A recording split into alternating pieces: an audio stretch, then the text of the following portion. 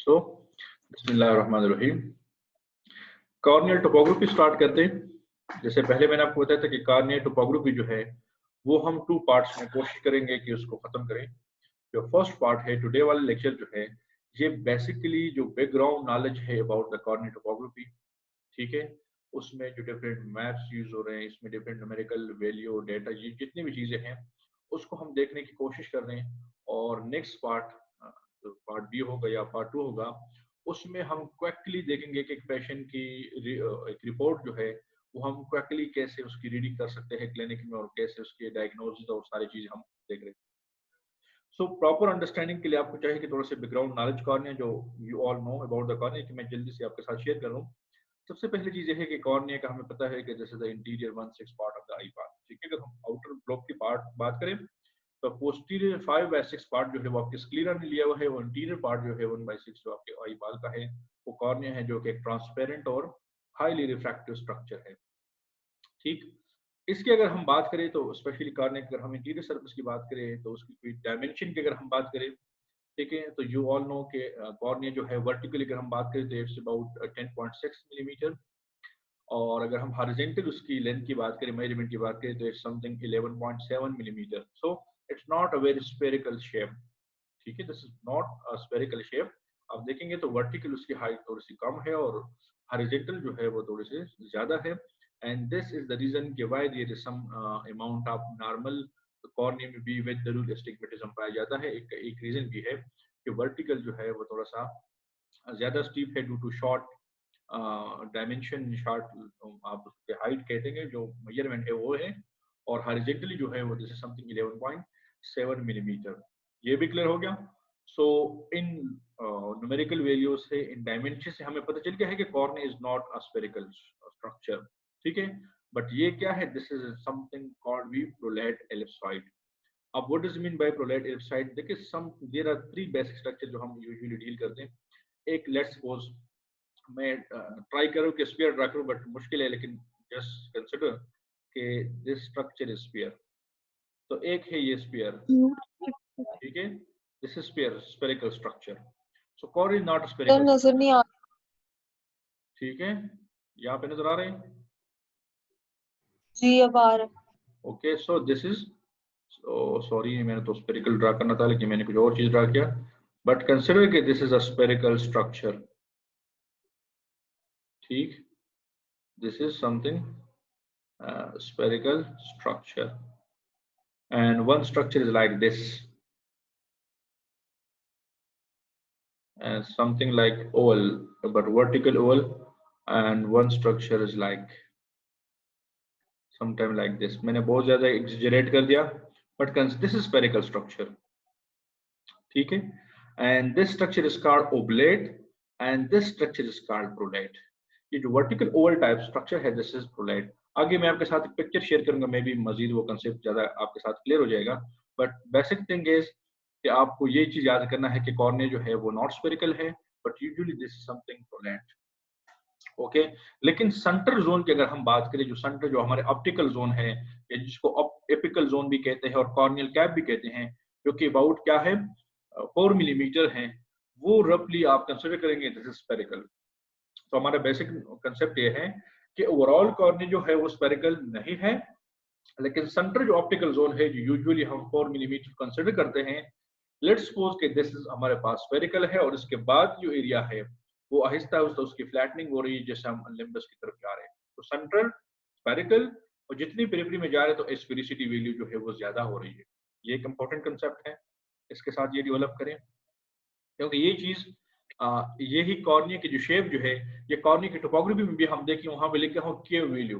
वो के वैल्यू जो है वो कॉर्निया की एस्पेरिसिटी वैल्यू आपको बता रहे हैं। कॉर्निया कितना जो है एस्पेरिसिटी वैल्यू हम बाद में उसका जिक्र करेंगे कि कॉर्निया जो है वो कितना स्फीयर के करीब है, उसकी स्ट्रक्चर जो है, उसकी शेप जो है, शेप वो कितना एक स्फीयर के साथ रिजेम्बलेंस कर रहे हैं। तो आप लोग टोपोग्राफी में लेटर ऑन देखेंगे कि वहां पे क्यों वैल्यू लिखा होगा कि उसको हम कहते हैं कॉर्निया एस्पेरिसिटी वैल्यू, कि वो नॉर्मल रेंज में अगर कॉर्निया की शेप नॉर्मल है, कोई एक्टेटिक कॉर्निया नहीं है, कोई क्रेटाकोनस डेवलप नहीं है, तो वो value with in normal range होगा। फिर कॉर्निया में अगर कोई डिजनरेशन हो जाएगा, कोई एक्टेटिक चेंजेस होगा, तो वो वैल्यू जो है वो चेंज होगा बिकॉज कार्निया जो है वो अपना शेप चेंज करेगा, वो लाइक मोर जो है प्रोलेट शेप बनेगा या मोर ओवलेट शेप बनेगा, तो उसको चीज हम बहुत लेटर ऑन डिस्कस करेंगे, क्योंकि ये वैल्यू आपको वहां पे काम आने वाला है, लेकिन उसको हम कॉर्नियल टोपोग्राफी फिर मजीद डिस्कस करेंगे, थोड़े हम उसकी बात करें।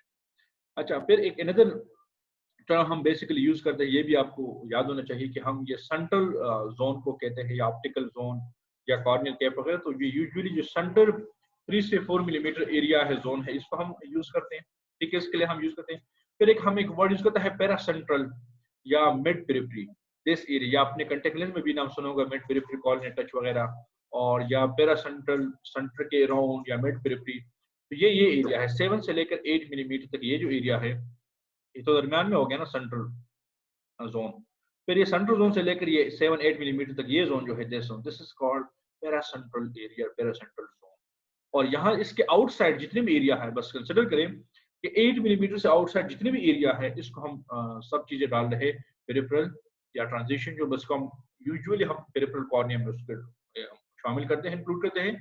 और इसके अलावा जो लास्ट पार्ट है जो कि 11 मिलीमीटर से बिहाइंड है, वो आपके लिम्बल एरिया में आ रहे हैं। ये जो इसलिए आपको इंपॉर्टेंट चाहिए क्योंकि लेटर ऑन इंशाल्लाह हम जब रिफ्रैक्टिव सर्जरी में हम बात करेंगे, हम थोड़ा सा एब्लेजन की बात करेंगे कि ये एब्लेजन जो है ये सेंट्रल एब्लेजन है, लाइक मायोपिक करेक्शन में हम सेंट्रल इन एरिया में जो है एब्लेजन वो अप्लाई करते हैं, एंड समटाइम हाइपरोपिक करेक्शन जो है उसमें हम फिर ये मिड पेरिफेरी या पेरिफेरी एरिया में जो है यहाँ पे फिर हम वो एब्लेजन जो है वो डेप्थ ऑफ एब्लेजन वगैरह, और एब्लेजन जो मीन के some part removal of the part from the cornea, तो ये हम लेटर रिफ्रैक्टिव सर्जरी में यूज करेंगे टर्म। लेकिन अभी से आपके कंसेप्ट होना चाहिए कि यूजुअली इन टर्म पे क्या मतलब है कि सेंट्रल, अगर रेस्ट ऑफ द लेक्चर में मैं सेंट्रल कॉर्निया वर्ड यूज करूंगा तो इसका मतलब है we are talking about the centre 3 to 4 millimetre area. When I'm using the paracentral area, it means I'm talking about the 7 to 8 millimeter area. ठीक, और whenever they use the term the peripheral area, peripheral cornea, it means outside the 8 millimeter area. ठीक, so usually हम deal करते हैं central 4 millimetre area को। Y हम central area पे ज्यादा फोकस करते हैं? बिकॉज यही एरिया है, ऑप्टिकल एरिया है कि यहाँ से लाइट रेज जो है वो पास हो रही है, ठीक है, और पीपल, ये बिल्कुल पीपल के सेंटर में होता है, यहाँ से लाइट पास हो रही है, जो कि यूजुअली विजन के लिए रिस्पॉन्सिबल है। सो इसलिए हमारे लिए ज्यादा इंपॉर्टेंट जो है वो सेंट्रल एरिया है। बाकी पैरासेंट्रल पेरिफेरल एरिया वो ऑलरेडी आयरस के बिहाइंड है, उससे कोई रेज पास नहीं हो रहा, तो वो इतना ज्यादा रिफ्रैक्शन में रोल प्ले नहीं करता। हाँ, लेकिन जो पीपल डायलेट हो, तो दिस इज द रीजन कि वाई पीपल डायलेट के बाद आपकी विजन जो है वो खराब हो रही है, due to this aspherical structure of the cornea, कि उसके सरफेस जो है वो रेगुलर नहीं है। रेगुलर मीन कि वो एक्सपायर नहीं है, सेंटर में उसके अलग वो है, आप जरा देखें ना, सेंटर में उसकी अलग वो है कर्वेचर है, और जैसे पेरिफेरी में जा रहे हैं तो उसके कर्वेचर जो है चेंज हो रहे हैं। सो डिफरेंट एरिया से डिफरेंट रिफ्रैक्शन होगा, जो कि स्फेरिकल एब्रेजन जो है वो कॉज करेगा। You know better this thing. So इसलिए हम ज्यादा फोकस जो है वो सेंट्रल 4 मिलीमीटर जोन पे करते हैं, ठीक है। तो देन यू ऑल्सो नो कि कॉर्निया के अगर 4 सेंटीमीटर जो सेंट्रल एरिया की अगर हम बात करें, तो उसके इंटीरियर सर्फेस की अगर हम बात करें तो दिस इज अबाउट 7.8 मिलीमीटर उसकी रेडियस ऑफ कर्वेचर है। और अगर हम पोस्टीरियर सर्फेस की बात करें तो वो अबाउट 6.5 या सम बुक में 6.8 भी मेंशन है कि 6.5 मिलीमीटर जो है उसकी बैक सरफेस क्या है, उसकी कर्वेचर है। आप जरा यहाँ पे भी देख सकते हैं इस एरिया को, ठीक है। अब ये बेसिकली कुछ स्टूडेंट को ये कंसेप्ट लेने होता है कि ये रेडियस ऑफ कर्वेचर, ये चीजें क्या होते हैं।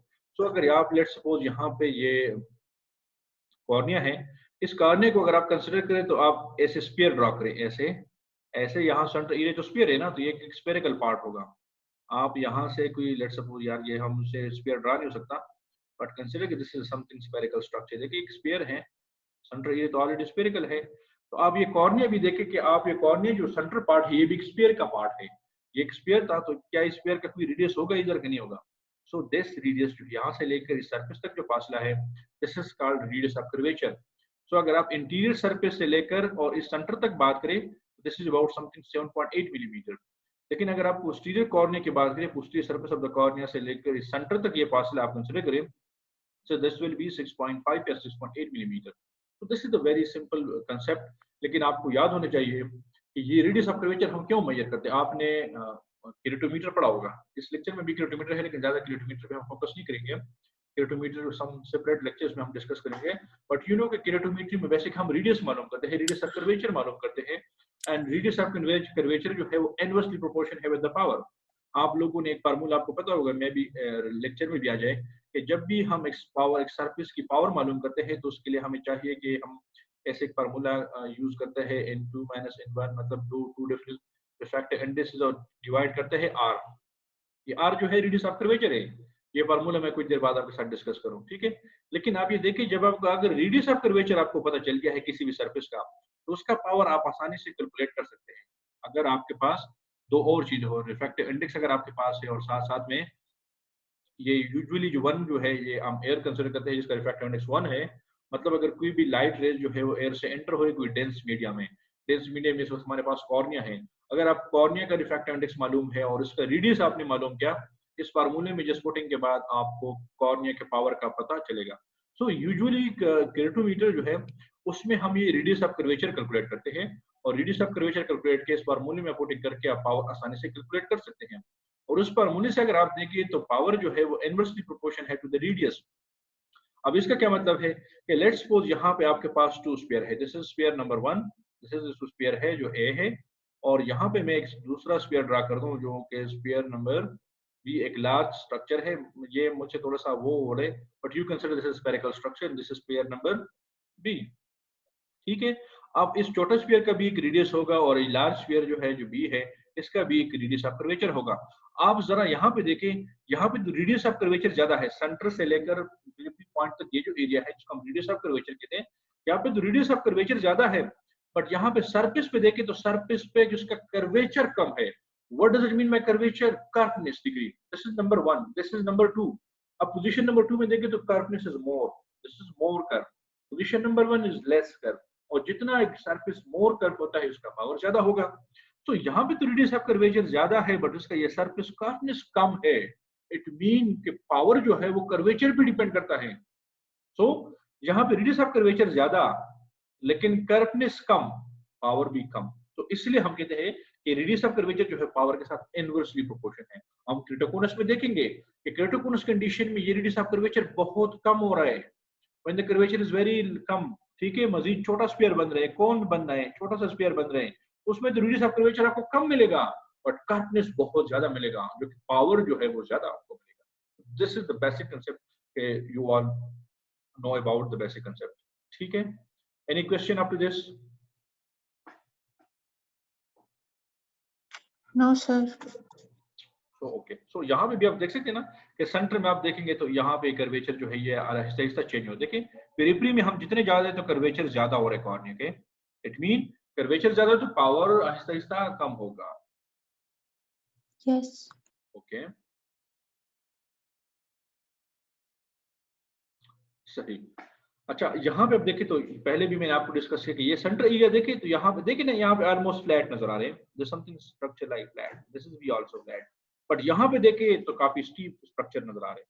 And this is the reason कि जितना स्ट्रक्चर स्टीप होगा इसका इतना पावर जो है वो ज्यादा होगा। तो आप कॉर्निया के सेंटर में देखें सेंट्रल पावर तो समथिंग 43.1 डायप्टर है, स्टीप एरिया है, सेंट्रल एरिया से जो पास होगा।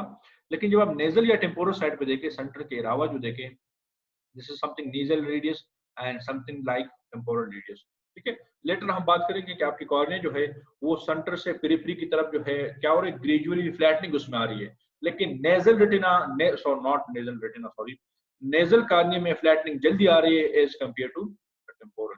बट याद करने की चीज ये है कि सेंटर से जितने भी जा रहे हैं टेम्पोरल पेरिफेरी साइड पे तो क्या हो रहा है, उसकी आहिस्ता आहिस्ता फ्लैटनिंग हो रही है, जिसकी वजह से उसकी पावर भी आहिस्ता आहिस्ता कम हो रही है। ठीक, ये नॉर्मल स्ट्रक्चर की हम बात करें। अगर if you know the normal thing तो आप एबनॉर्मल पर आसानी से यू कैन कैलकुलेट, ठीक है। तो यहाँ पे आप कह कि power range of the power जो है नॉर्मल कॉर्निया जो है इतना है। पेरिफेरी में आप देखें तो समथिंग लिम्बस एपेक्स की तरफ देखें तो समथिंग, ये हम टोटल पावर का करने की बात कर रहे हैं, ठीक है। टोटल फिर आपको पता है कि टोटल 48 डायप्टर है, लेकिन posterior surface of the cornea जो है जो कि कनकेव लेंस की तरह काम करेगा, सो वो तकरीबन कंट्रीब्यूट करता है -5 डायप्टर तक पावर। तो फिर वो -5 जब आप इंटीरियर सरफेस जो 48 पावर के साथ जब आप उसको मिलाएं तो नेट पावर जो है वो आपके पास 43 डायप्टर आ रहे हैं, ठीक है। This is the cornea power calculation, कि हम कॉर्निया की पावर की कैलकुलेशन कैसे करते हैं, ठीक है। So this is a very simple formula कि आप इसको फार्मूले से जो अभी मैंने कुछ देर पहले आपको डिस्कस किया कि कोई भी स्फेरिकल स्ट्रक्चर जो है उसके लिए आप आसानी से पावर उसकी कैलकुलेट कर सकते हैं if you know these three thing, ठीक है। अब ये रिफ्रैक्टिव इंडेक्स 1 जो है ये फर्स्ट मीडिया है। फर्स्ट मीडिया क्या है? लेट सपोज किसी भी मीडिया से रेज एंटर हुए, अगर हम आई बाल की मिसाल ले ले, आई कॉर्निया की मिसाल ले ले, यूजुअली जब हम इस कंडीशन में कोई भी रेज आ रही है तो वो एयर से आ रही है, तो एयर से रेज आ रही है, कॉर्निया में एंटर हो रही है, तो जिस मीडिया में एंटर हो रही है जिसको हम कहते हैं सेकंड मीडिया, उसका रिफ्रैक्टिव इंडेक्स से आपने क्या माइनस करना है? जो first refractive index of the first medium है जिस वक्त ये एयर है, तो उससे आपको कैलकुलेट करें। और सेकंड थिंग, जिस सरफेस से लाइट रेज पास हो रही है उसका कर्वेचर आपको पता होना चाहिए। अगर कर्वेचर, लेकिन keep on thinking in mind curvature को आप मीटर में लिखेंगे, तो यहाँ पे जो भी कर्वेचर है, लेट्स सपोज अगर आप कॉर्निया के पूरे के असाइनमेंट बेसिस पे कर ले, ठीक है, कि कॉर्निया जो है उसकी रिफ्रैक्टिव इंडेक्स जो है आप 1 है, लेकिन कॉर्निया की जो रिफ्रैक्टिव इंडेक्स इसमें आपने 1, एक चीज का ख्याल रखना है कि इसमें रिफ्रैक्टिव इंडेक्स आपने 1.3376 ये लिखना है, ठीक है, उससे आपने वो माइनस करना है, और बाद में जो रेडियस ऑफ कर्वेचर है वो उस पर डिवाइड करना है, कॉर्निक रेडियस ऑफ कर्वेचर, लेकिन उसको मीटर में कन्वर्ट करें। सो आप देखें ना, क्रिटोकोनस में क्या होता है? क्रिटोकोनस में ये आर कम होते हैं, रेडियस ऑफ कर्वेचर कम होता है, तो पावर क्या होगा? Power will be increase. देखिए जब डिनोमिनेटर हम इंक्रीज करें तो ऑटोमेटिकली टोटल वैल्यू जो है वो ज्यादा होगा, बट अगर हम ये डिनोमिनेटर को इंक्रीज करें तो यहाँ पे पावर जो है वो कम होगी। This is the logic behind. अच्छा, आपने एक और चीज देखा है, इस एग्जांपल को अगर आप प्रैक्टिकली अप्लाई करें, आपने एक और चीज भी देखा, जब आप अंडर वाटर चले जाते हैं तो water is very clear media, लेकिन वाटर में आपको सारी चीजें नजर नहीं आ रहा, कोई ब्लर चीजें नजर आ रही है, बिल्कुल नजर नहीं आ रहा। वो व्हाई? के बिकॉज अंडर द वाटर आपकी कॉर्निया का जो पावर है वो कंप्लीटली डिक्रीज होता है, मीन के एक्सट्रीम हाइपरोपिक कंडीशन डेवलप होता है। आप कैसे डेवलप होते हैं जरा देखें। पावर जो है वो इस चीज पे डिपेंड करता है कि जब इन दोनों मीडिया के बीच में अगर रिफ्रैक्टिव इंडेक्स की डिफरेंस ज्यादा हो तो पावर क्या होगा? Power will be increase. देखिए इससे पहले हमने इसका रिलेशनशिप डिस्कस किया ना, कि रेडियस ऑफ कर्वेचर और पावर का रिलेशनशिप हमने डिस्कस किया, इसका इनवर्स रिलेशनशिप है, लेकिन इस डिफरेंस के इन दोनों के बीच में अगर डिफरेंस ज्यादा है तो पावर विल बी मोर, अगर इन दोनों के बीच में डिफरेंस कम है तो पावर विल बी कम। तो एयर देखिए जिसका रिफ्रैक्टिव इंडेक्स 1 है, कॉर्निया देखें तो कॉर्निया का रिफ्रैक्टिव इंडेक्स 1.33 के ऊपर है, तो काफी ज्यादा डिफरेंस है। लेकिन अगर हम वाटर की बात करें तो वाटर की रिफ्रैक्टिव इंडेक्स 1.33 और कॉर्निया की रिफ्रैक्टिव इंडेक्स 1.33, तो देखिए ऑलमोस्ट जो है रिफ्रैक्टिव इंडेक्स जो है वो बहुत नेग्लिजिबल अमाउंट में चला गया है। सो अगर यहाँ पे ये डिफरेंस कम हो रहे हैं तो power will be also come. तो इसी वजह से अगर आप अंडर वाटर चले जाते हैं तो कॉर्निया का पावर जो है वो इसलिए डिक्रीज होता है कि कॉर्निया और बाहर जो मीडिया है, इस वक्त मीडिया वाटर है, सो वो उसके बीच के जो डिफरेंस है, दोनों के बीच में जो डिफरेंस है वो काफी रिड्यूस हो चुका है। दिस इज द रीजन कि under water why cornea power is very less. तो ये कंसेप्ट वेरी इंपॉर्टेंट है कि आपको याद होनी चाहिए, ठीक। And this is some normal dimension of the cornea, कि आपको ये भी याद होना चाहिए कि इसकी थिकनेस वगैरह ये सारी चीजें क्या है। लेट्स सपोज आप सबसे पहले देखें तो कॉर्निया की ये सेंटर कॉर्निया है, तो उसके ऊपर आपका सम क्या है? Tear film. This is some tear are present, और टीयर का रिफ्रैक्टिव इंडेक्स जो है 1.336 है, ठीक है। फिर कॉर्निया का रिफ्रैक्टिव इंडेक्स जो है 1.376 कंसीडर करें, एक्वस का है जो 1.336, और एयर का जो है वो 1 है। तो अब इन मीडिया में देखें हम कि सबसे ज्यादा डिफरेंस जो है वो अगर आप देखें तो एयर और टीयर के बीच में है, तकरीबन 0.336 है। फिर इन दोनों के आपस में अगर आप मेजर करें कि कितना है तो बहुत कम, और फिर यहाँ पे भी कम करें तो बहुत कम रिफ्रैक्टिव इंडेक्स है। And this is the reason कि why interior surface of the cornea की पावर बहुत ज्यादा है, बिकॉज यहाँ पे जो है डिफरेंस जो है वो बहुत ज्यादा है। अच्छा, फिर सेंट्रल कॉर्निया की थिकनेस की बात करें, ये अभी से बहुत इंपॉर्टेंट चीज है। Normal central cornea thickness is 540 micrometre, ठीक है। नॉर्मल जो है, या अगर हम मीटर में मिलीमीटर में बात करें तो 0.54 मिलीमीटर, लेकिन माइक्रोमीटर ठीक है, क्योंकि हम कॉर्निया टोपोग्राफी में यूजुअली हम माइक्रोमीटर को डील करेंगे, रिफ्रैक्टिव सर्जरी में भी हम माइक्रोमीटर की टर्म को यूज करेंगे। तो सेंट्रल कॉर्निया थिकनेस जो है दिस इज 540 माइक्रोमीटर, जो कि सेंटर में इसकी थिकनेस ये है, ठीक। और अभी कुछ देर पहले मैंने आपको वो बताया था कि इंटीरियर रेडियस ऑफ कर्वेचर, तो आप देखिए इंटीरियर सरफेस से एक लाइन जो है वो सेंटर तक ड्रा करें, तो दिस इज 7.7 या 7.8, और पोस्टीरियर सरफेस अगर आप यहाँ पे ड्रा करें दिस इज 6.8। देखिए यहाँ से आप एक सर्कल ड्रा करें, ऐसे एक लार्ज सर्कल ड्रा करें, तो कॉर्निया जो है एक सर्कल का पार्ट होगा, ठीक है। फिर यहाँ इंटीरियर सर्फेस का कर्वेचर इतना, पोस्टीरियर सर्फेस का कर्वेचर इतना, ये भी क्लियर हो गया, थिकनेस भी क्लियर है। लेकिन जैसे हम पेरिफेरी में जा रहे हैं तो थिकनेस जो है इंक्रीज हो रही है। देखिए मिड पेरिफेरी में आप देखेंगे तो दिस इज सम पॉइंट 0.7 तक जाता है मिलीमीटर तक, या अगर हम एक्सट्रीम पेरिफेरी की बात करें तो this is some point 700 micrometre या 0.7 मिलीमीटर। ठीक है, अगर फिर लिम्बस की बात करें तो एक्सट्रीम लिम्बस में ये तकरीबन 1 मिलीमीटर तक चला जाता है। ठीक, पर देखिए कॉर्निया जो है, दो चीज आप लोगों ने यहाँ से नोट किया कि एक सेंटर में कॉर्निया स्टीप भी बहुत ज्यादा है, उसकी पावर भी सेंटर में ज्यादा है, पेरिफेरी में कम। अदर इंपॉर्टेंट थिंग, उसकी थिकनेस जो है, कॉर्निया जो है वो सेंटर में सबसे थिन है और पेरिफेरी में थिक है। So this is very important. The thinnest point is the cornea tip of the optical zone, the centre, और थिकेस्ट जोन जो है वो पेरिफेरी में है। दिस इज वेरी इंपॉर्टेंट, क्योंकि हम कुछ डिजीज में हम करेंगे कि उसमें ये पेरिफेरल थिकनेस जो है ये वाला ये कम हो रहा है। जैसे हम पीएमडी की बात करेंगे, peripheral marginal degeneration, cornea topography में आप देखेंगे तो उसमें आपको ये नजर आएंगे कि यहाँ से पेरिफेरल एरिया में आप देखेंगे तो वहां पे कब तकरीबन स्पेशली 8 o'clock पे आप देखेंगे तो काफी पेरिफेरी में थिनिंग होगा। ठीक है, जो कि एब्डोमिनल कंडीशन होगा। और क्रेटोकोनस में देखें तो क्रेटोकोनस में सिंपल ये एरिया जो है उसमें काफी थिकनिंग हुई, बिकॉज ये थिकनेस हमारे दो पॉइंट ऑफ व्यू से बहुत इंपॉर्टेंट है। एक क्रेटोकोनस की जब हम क्लासिफिकेशन करते हैं एक थिकनेस के बेस में, तो उसके लिए भी हमारे लिए बहुत अहम है। लेकिन इसके बहुत अहम चीज जो है, जब भी आप रिफ्रैक्टिव सर्जरी को पेशेंट में रिफ्रैक्टिव सर्जरी के बारे में सोचेंगे तो सबसे पहले आप थिकनेस के हवाले बोलेंगे। अगर उसका थिकनेस प्रोफाइल जो है वो ठीक है तो आप उसको रिफ्रैक्टिव सर्जरी के लिए द पेशेंट जो है वो क्वालिफाई होगा। अगर उसकी रिफ्रैक्टिव सर्जरी एक बॉर्डर लाइन से कम है तो उसमें हम रिफ्रैक्टिव सर्जरी की तरफ नहीं जाएगा, बिकॉज पोस्ट लेजिक जो है सर्जरी जो है या पोस्ट लेजर सर्जरी के बाद उसकी जो है पोस्ट एक टीजिया का मतलब कॉर्निया की बल्जिंग आउट का चांस बहुत ज्यादा है, तो उसमें हम प्रोवाइड करते हैं। ओके, वो लेटर हम फिर रिफ्रैक्टिव सर्जरी में बात करेंगे कि कोई रिस्क फैक्टर है, मॉडरेट रिस्क फैक्टर है, हाई रिस्क फैक्टर है। ठीक है, तो इस बेस पे हम कहेंगे कि ये पेशेंट जो है ये सुटेबल कैंडिडेट है फॉर रिफ्रैक्टिव सर्जरी और नॉट। तो वन ऑफ द प्रोफाइल जो है वो हमारे पास थिकनेस इसमें काफी इंपॉर्टेंट रोल प्ले करेगा। ठीक है, ओके। इसके अलावा से फिर आप देखेंगे कि जितने भी ये सारी चीजें उसके रेडियस ऑफ कर्वेचर की बात की, पावर की बात की गई है। ठीक है, सो जितनी भी चीजें हम डिस्कस करें, लेकिन पावर आपने याद करना है कि सेंटर जो है वो पावर इतना है। ठीक है, और पेरिफेरी में जब जा रहे हैं तो पावर उसकी मजीद कम। लेकिन टोटल अगर हम पाने की बात करें, एवरेज बात करें, दिस इज 43.1 डायप्टर। अच्छा, सो कॉर्निया क्या है बेसिकली, हमने पहले भी जिक्र किया कि this is not spherical but this is something like aspherical. Spherical क्या होते हैं? स्फेरिकल सरफेस ये है, ये स्फीयर होता है जिसके सेंटर से आप किसी भी डायरेक्शन में एक डिस्टेंस ले लेट, सपोज यहाँ से मैंने एक लाइन इधर ड्रॉ किया, यहाँ से मैंने एक लाइन इधर ड्रॉ किया, तो अब ये लाइन यहाँ जो रेडियस ऑफ कर्वेचर है, यहाँ पे radius of curvature, all point पे उसका रेडियस ऑफ कर्वेचर जो है वो सेम होगा। जब सेम कर्वेचर होगा it mean there will be some uniform curvature, some uniform curveness. So light यहाँ से पास हो रही है, लाइट यहाँ से पास हो रही है। ठीक है, सो वो क्या होगा, वो देखिए यहाँ से जितनी भी लाइट आ रही है तो वो इधर फोकस हो रहे हैं, सेंटर से जो राइट फोकस हो रही है वो इधर ही फोकस हो रहे हैं। ठीक है, अब रीजन क्या है कि सेंटर में देखें तो सेंटर में लाइट जब आ रही है इंसिडेंट लाइट, तो वो नॉर्मल के साथ एंगल इतना ज्यादा नहीं बना रहा। लेकिन पेरिफेरी में देखे, लेट सपोज ये नॉर्मल भी मैं यहाँ पे ड्रा करूँ, नॉर्मल ये होता है कि सरफेस के बिल्कुल ऐसे स्प्रेड, दिस समथिंग नॉर्मल। तो देखिए इंसिडेंट एंगल यहाँ पे ज्यादा है, लेकिन यहाँ पे अगर हम इंसिडेंट एंगल की बात करें, नॉर्मल की बात करें, तो ऑलमोस्ट पैरेलल आ रही है। तो जितने भी इंसिडेंट एंगल ज्यादा हो तो उसका रिफ्रैक्शन भी ज्यादा होगा।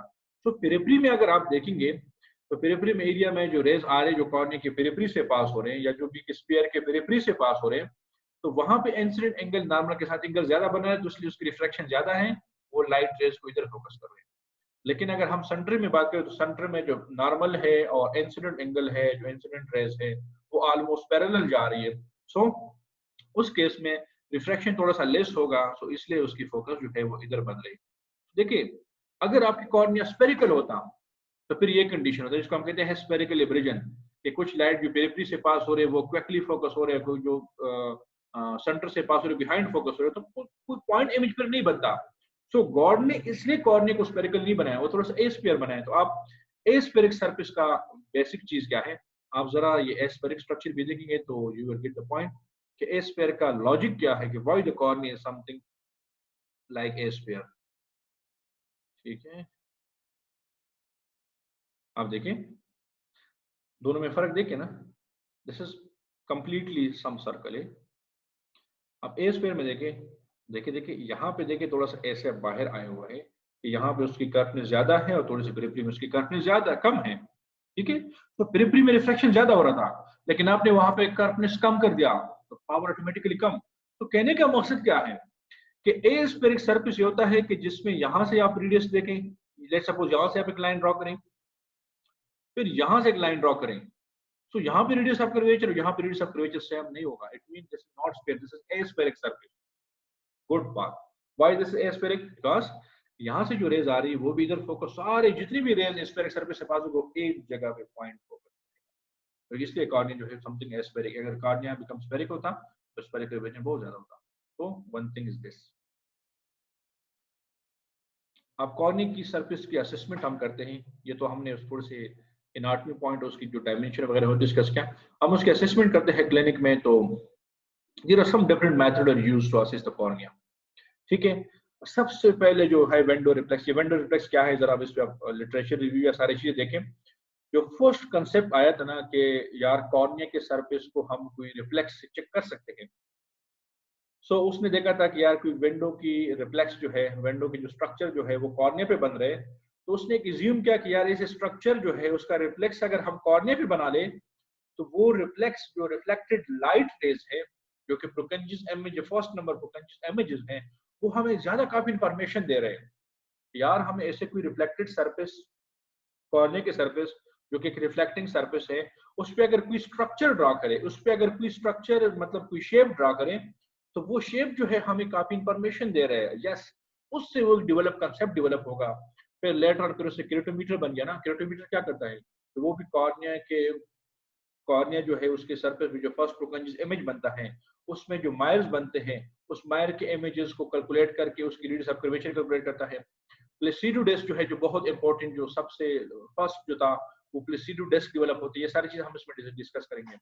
फिर प्लेसिडो डिस्क जो है उसके अगर उसके साथ अगर फोटोग्राफ सिस्टम कैमरा वगैरह अटैच हो गया तो फिर हम कहते हैं कि दिस इज फोटोक्रेटोस्कोप।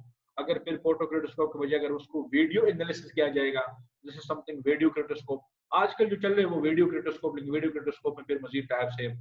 कुछ जो है वो रिफ्लेक्शन बेस है, सम आर एलिवेशन बेस।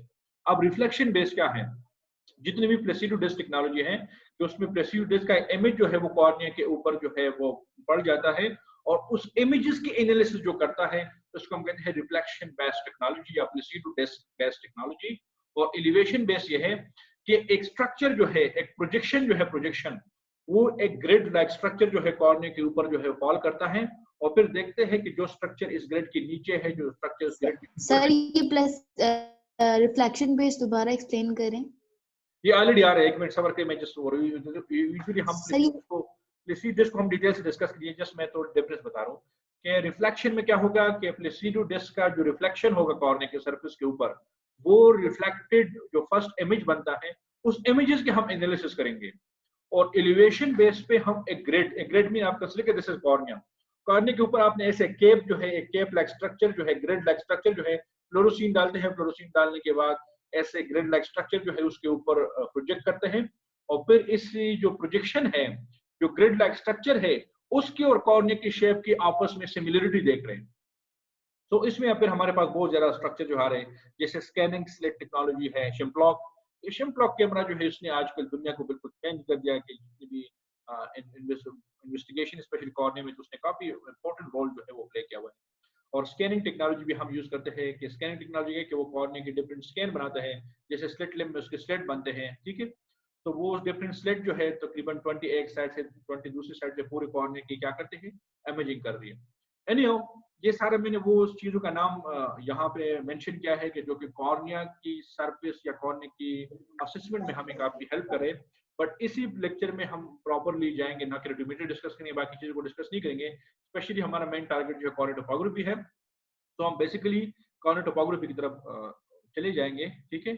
ये वो कॉर्निया वेंडो रिफ्लेक्स अगर आप देखें ना, ये कॉर्निया देखें तो इस पे आपको ऊपर आपको शायद आपको तस्वीर में नजर आ रहा है, तो ठीक है, नहीं फिर मैं आपके साथ लेक्चर शेयर करूंगा, इसमें आप देखेंगे कि इसके कॉर्निया के ऊपर जो रिफ्लेक्शन है, ठीक है, ये रिफ्लेक्शन जो है उसने यूज किया फर्स्ट, यार ये रिफ्लेक्शन तो भी हमें काफी इंपॉर्टेंट इंफॉर्मेशन दे रहे हैं, ठीक है। फिर इसके बाद जो है केरेटोमीटर डेवलप हो गया। और केरेटोमीटर क्या है, मैं केरेटोमीटर को ज्यादा एक्सप्लेन नहीं करता, ठीक है। ये क्योंकि हम नेक्स्ट लेक्चर में केरेटोमीटर सारी चीजों को जो है वो डिस्कस करेंगे, लेकिन सिर्फ मैं थोड़ा सा उसके प्रिंसिपल के हवाले से जिक्र करूंगा कि केरेटोमीटर जो है वो फर्स्ट प्रोकंजियस इमेजेस के ऑब्जर्व, यू नो प्रोकंजियस इमेजेस, क्योंकि ऑकुलर सरफेस से जो रेज रिफ्रैक्टेड हो रही है ना, वन जैसे भी आप लाइट रेज फॉल करें तो एक कॉर्निया के इंटीरियर सरफेस से जो है एक रिफ्लेक्स बनता है कॉर्निया के पोस्टीरियर सरफेस पे, इसी तरह से लेंस के इंटीरियर सरफेस पे, लेंस के पोस्टीरियर सरफेस पे। तो ये चार इमेजेस जो है इसको हम कहते हैं प्रोकंजियस इमेज 1 2 3 और 4। केट्रोप्ट्रिक पे नाम मैंने शायद आप लोगों से सुना कि ऑकुलर सरफेस से जो रिफ्लेक्शन हो रही है उस रिफ्लेक्शन को आप डिफरेंट मेथड के लिए यूज करें। सो द फर्स्ट रिफ्लेक्शन जो कि फर्स्ट प्रोकंजियस इमेजेस है वो कॉर्निया के इंटीरियर सरफेस से होगा। द सेकंड प्रोकंजियस इमेजेस वो कॉर्निया के पोस्टीरियर सरफेस से होगा। थर्ड लेंस के इंटीरियर सरफेस से। फोर्थ वो लेंस के पोस्टीरियर सरफेस। तो आप मुझे बताएं, अगर मैं आपको आप कॉर्निया की थिकनेस को मालूम करें